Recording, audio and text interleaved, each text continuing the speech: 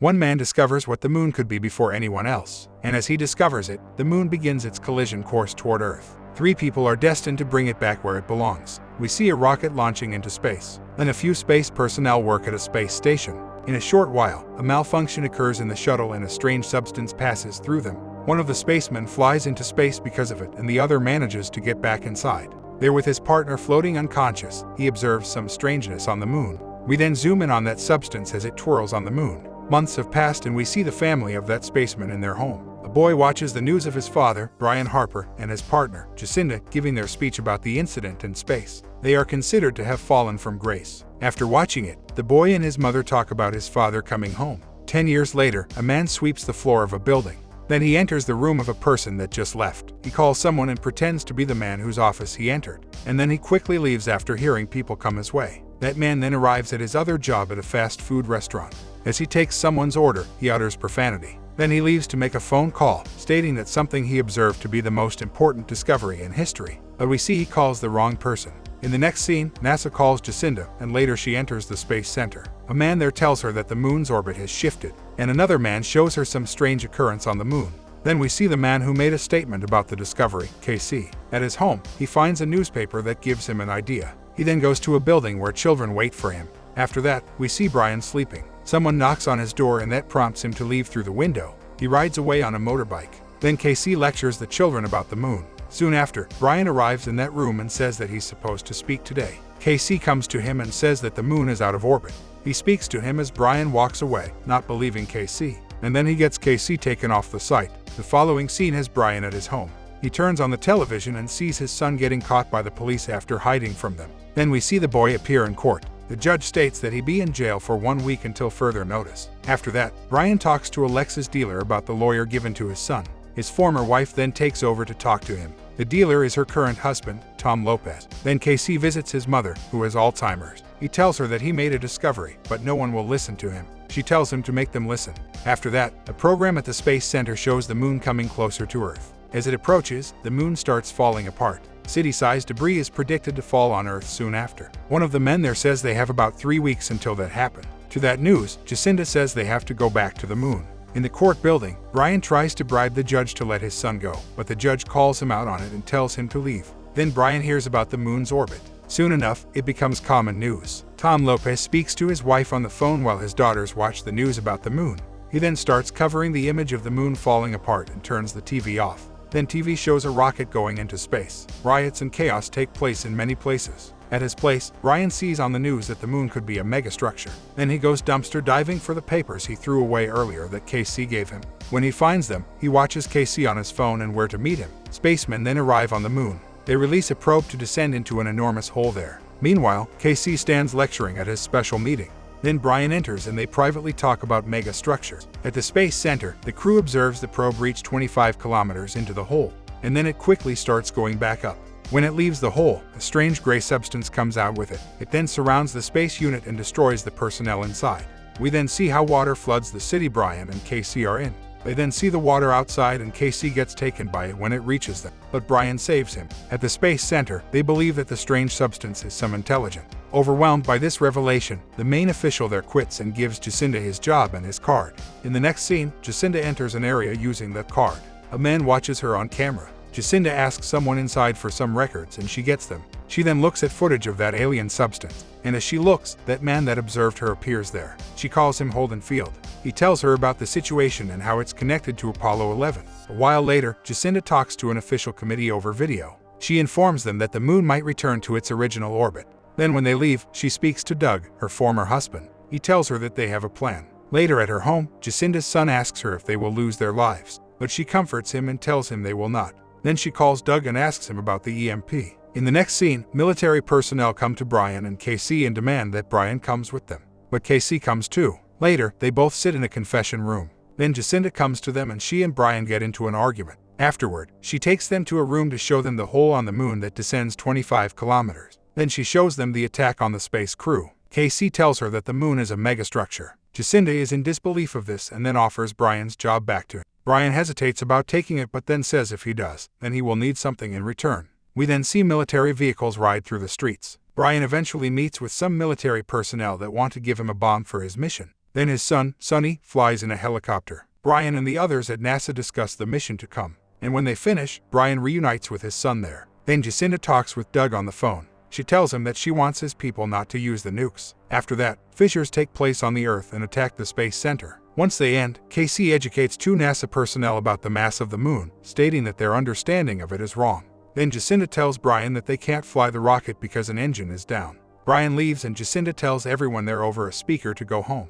Then she comes to Casey and the 2 personnel there tell her that he's right about the mass of the moon. But she tells them that it doesn't matter because the mission is over. However, when she looks at the image of the moon orbiting Earth, she gets an idea. Jacinda then comes to Brian and asks him if he would like to fly the shuttle with only 2 engines. She adds that the increased gravity should give him a boost. Brian hesitates about going alone, but Jacinda says she's coming with him, and she tells Casey that he's going too. After that, Brian and Jacinda say goodbye to their children. Before boarding the shuttle, Casey talks to his mother on the phone. Then the nurse evacuates her. The 2 NASA personnel then stand near the window and observe the water starting to float in the air. It doesn't take long for them to enter a helicopter. As the shuttle launches and goes into space, floating water starts surrounding it. But then it flies off. And as it does, its right booster loses power and they begin going off course. So they decide to let go of it and use the moon's gravity to get them there. Shortly after, they also separate the main tank and then quickly get back on course. Riding in the vehicle, Jacinda's son speaks with his father. He tells him that his mother stayed to help with the mission.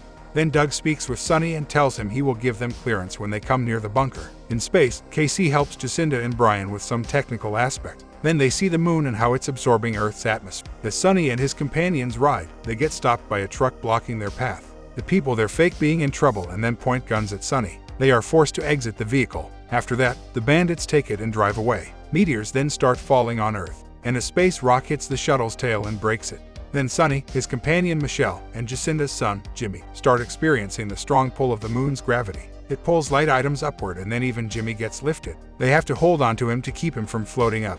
Back in space, Casey takes photos of the moon hole. Brian then disconnects from the shuttle in a smaller vehicle. He places the bomb there and then returns to the shuttle. Then he starts activating the bomb with the detonator. Afterward, they see the alien substance emerge from the hole. It heads in their direction and the detonator stops working. Then the alien opens as it comes near them and starts swallowing the shuttle. Brian tells Casey to turn off his phone and he does. That prompts the alien to leave. After discussing it for some time, Jacinda says that if the military plans to use nukes, then they will wait until the moon comes to the stratosphere. Casey states that it is less than 2 hours away. Back on Earth, Sonny comes near a gate and attempts to talk to some people there, but the lady shoots in his direction. He tells her that he just needs to get his car. Shortly after, the gate opens and a car drives out. Tom steps out of it and then takes all of them back to his house. While there, they receive a warning on the radio to evacuate the area due to atmospheric dissipation. In space, Brian and his crew watch the shuttle explode. Then they descend into the hole. After over 20 kilometers of flying through it, they enter an area where the walls are no longer rocky but metallic. Afterward, they exit the tunnel and enter into a metallic interior, and it proves to be a megastructure. They fly inside it and observe enormous rotating wheels. Meanwhile, Tom and Sonny collect oxygen tanks. Then the same bandits from before come to them and point guns in their direction. But Sonny points his gun at one of them and the others put their down.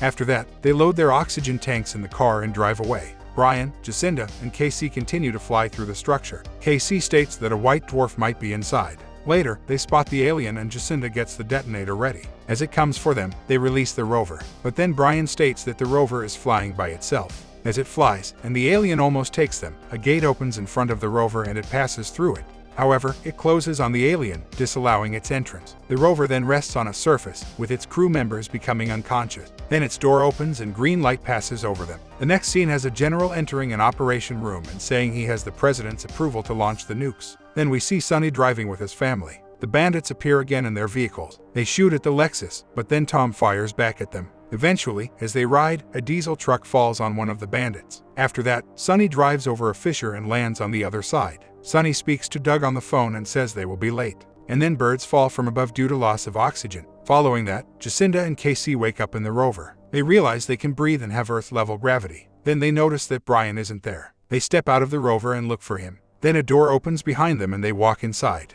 Brian awakens elsewhere. A hologram of his child's son appears and Brian speaks to it. The hologram tells him it was created by the same people as Brian. It talks of an advanced civilization that expanded into space long ago. AI existed to serve humanity, but eventually it turned against them. Then an adult version of Sonny tells Brian that his ancestors escaped to a corner of the galaxy where they could collect themselves. but the AIs found that area too and destroyed it. The only structure that survived was the one that concealed itself as the moon. Then we see how the moon created the solar system. Earth then formed and was given life. After that display, Brian tells the hologram that he would give his life for his son, and then he is released. Afterward, Jacinda and Casey find Brian in that room.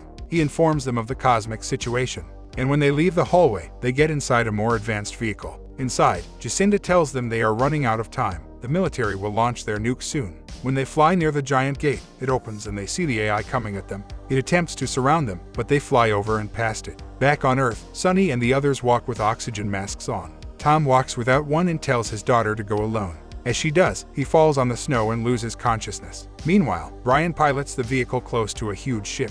It senses the AI and fires at it. Then the AI chases them through the interior of the ship and gets taken by all the firepower and explosions. Then Tom's daughter arrives without Tom. They ask where he is and then realize that the oxygen is returning. Meteors start falling with greater frequency and Sunny goes looking for Tom. In the operation room, both generals insert their keys to launch the nukes. One of them turns it, but Doug does not. The other general urges that he turn the key, but Doug believes Jacinda can save them and takes a soldier's gun and points it at all of them. After that, we see a city getting destroyed by meteors. Brian flies through the moon's tunnel that leads into space. Then we see a tree lying on top of Sunny. Michelle comes to him and tries to help. Then Brian wants to get into the rover and use the EMP there on the AI. But Casey sneaks in there and tells Brian to tell his mother he isn't a failure. As the AI appears behind them, Casey disconnects the rover from the shuttle. And then it swallows the rover and the main part of it appears in front of Casey. The man then activates the EMP and a huge explosion takes place. After that, with the help of the moon's gravity, Michelle pulls the tree away from Sunny. We then see the roof collapsing in the operation room, crushing many of the military personnel there.